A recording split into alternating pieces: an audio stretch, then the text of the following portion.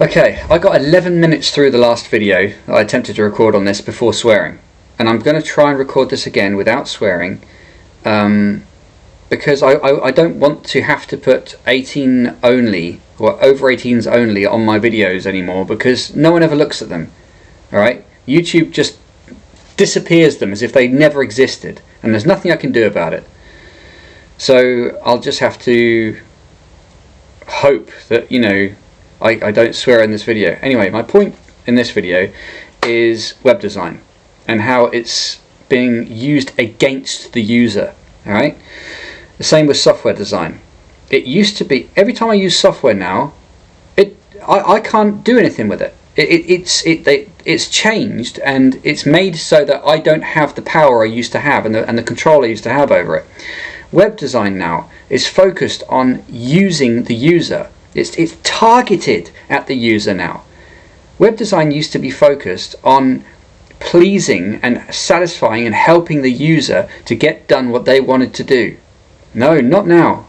A whole science has grown up in web design of how to use graphical user interface to manipulate the user, manipulate their mind, manipulate their behavior, manipulate their responses. So when something comes up nowadays and pops into view, there's a specific time. Look, it's obvious, right? If you are in business, then money and effort is applied to particular things, all right? If you're trying to compete to force the user to do something you want them to do, you will apply testing and strategy to figure out what the best way of doing it is, or the most effective. All right, not best as in morally right, but most effective. Morals, forget morals. All right. So there have been studies done. Obviously, I don't know, I can't prove it, but it's obvious, to deduce what is the perfect amount of time that you can leave something on the screen, and the perfect way you can quickly withdraw it so as to irritate the person to the maximum degree. All right. Studies have been done to work this out. It's impossible that they haven't, because of the amount of money involved in competitive attention grabbing, shall we call it, in web design. Okay, so if I'm looking at, I opened up Microsoft's. I was looking at a web page on Microsoft's, help pages, and then I opened it, and in the top left hand corner, it's got, or top right hand corner, it's got this little thing, slides down into view. Sign into your Microsoft account. There's nothing nice about it. There's something nasty about it. All right, and then it was slid out of view. It was there was something nasty about it. And this is what I've noticed in web design nowadays, especially the big companies. There's nastiness in them, in the design.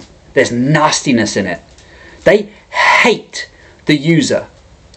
In the past it was, how can we help you? Now it's, how can we manipulate you? How can we force you to do things we want you to do? It's disgusting, and it's disgraceful, and it's dishonourable. And that's what's happened.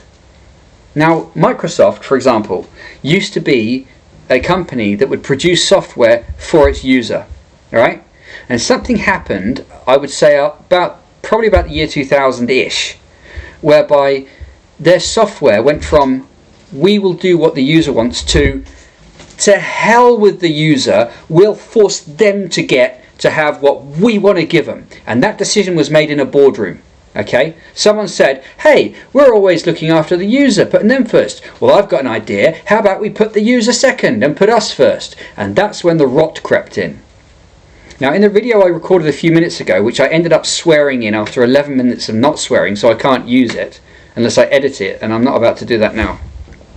I traced this back again to what happened in the early 2000s, whereby Britain, that is the United Kingdom, and the United States, that the people of those countries were hoodwinked and forced into backing, even though they didn't back it, military invasion into the Middle East.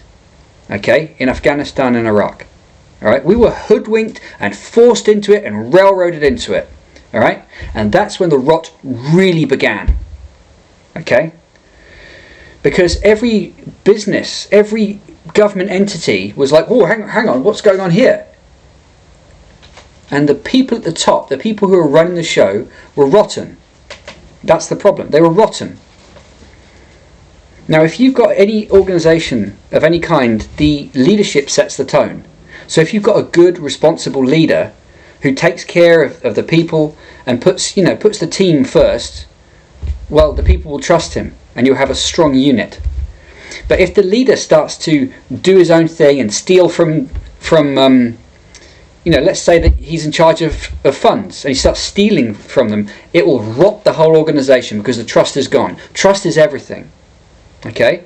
And when the leadership of the Western world, which was hoodwinked, which was taken over actually, okay? The leaders that you think are the leaders are not the leaders. The real people who did this are behind the scenes, all right? You can find out who they are if you look hard enough, all right? They are human beings.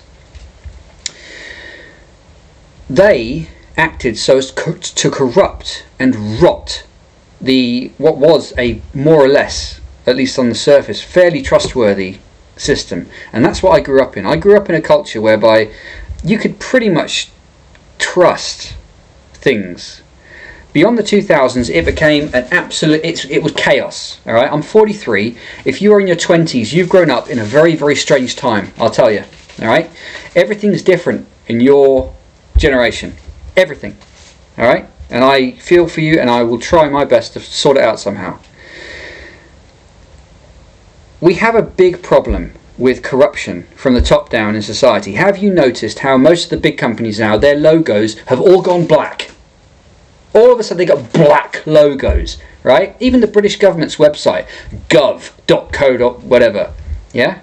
It's a black logo. Where's the Union flag? Our national flag. Where is it? No, it's just a black logo, yeah? Triumph motorcycles, black, yeah? Near where I live, there's a big yacht manufacturer called Sunseeker, black logo.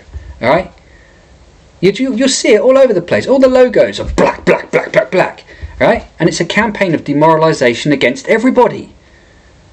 Yeah, it takes the colour out, it takes the life out of things. Yeah, I'm wearing a black T-shirt, but that's just incidental. The fact is that when it comes to what's going on in society, there is an effort to add more and more and more poison to what's happened, okay? And it does filter through into web design. Where's the honour gone? The idea of producing something for the user. There you are, sir. I hope it works well for you, sir. Has been replaced by, you'll use that. Oh, you got a problem with that? Tough. The attitude's completely changed. When I was younger, my government of my country was mine. It's not mine now. No way. The British government doesn't belong to the British people anymore. It's chaos, and the people who are causing that chaos are intentionally creating that chaos so that people are confused and bamboozled. That's a great word, that.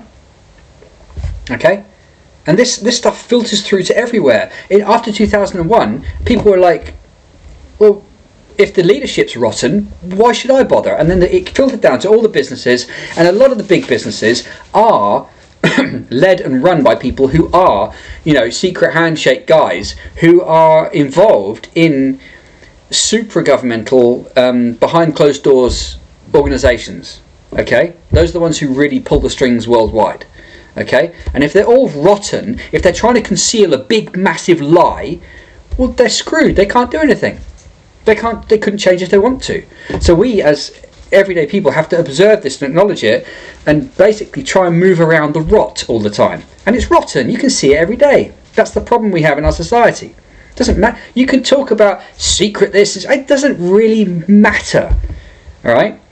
The fact is, we have to fix it, because the rotters, it's on their conscience what they've done. Okay. So it's up to them to deal with whatever. I'm not up to hold them accountable. They've done what they've done. They're corrupt. Let them get on with it. Ugh. But for other people, we've got to try and uphold these standards. Try and repair this damage, and not even repair it. Just move away from it and just make something better. Try and learn from it. Leave it to one side. Just let it go. But what we have at the moment is a whole society wherein things like web design, which used to be for the people, things like government, which used to be for the people, are rotten. So we have to stop this stuff now. I don't want, when I open up a website and this thing comes creeping down the screen, insisting that I do something, and then creeps out of the way. Oh, you might say, oh well, it's like that to try and make it gentle for you. No. There's something nasty about it. I've seen it time and time again on websites. In the past, it would be something, to show you or inform you of something. Now, there's a specific, like I mentioned earlier, there's a specific time period that is the most annoying. Like, for example, imagine if someone hands you something and then pulls it away quickly. It's going to irritate you, okay? There is a specific amount of time that a human being is presented with something and then it's quickly withdrawn that is the most irritating. And that's what they're trying to do. They're trying to cause an irritation reaction in the user. That was never the case in web design before. Web design was merely there to try and get you a result. Not anymore. Not anymore.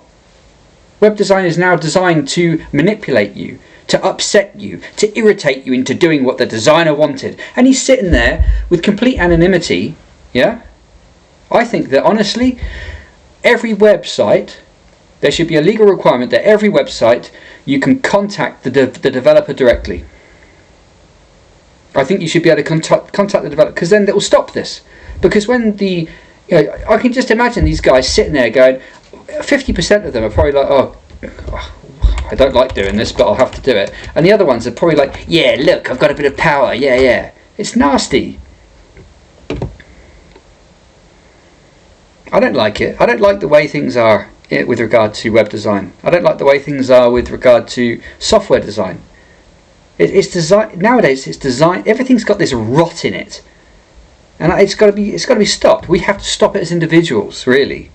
Leaders have to emerge now and stop this. Just stop this whole entire rot from top to bottom.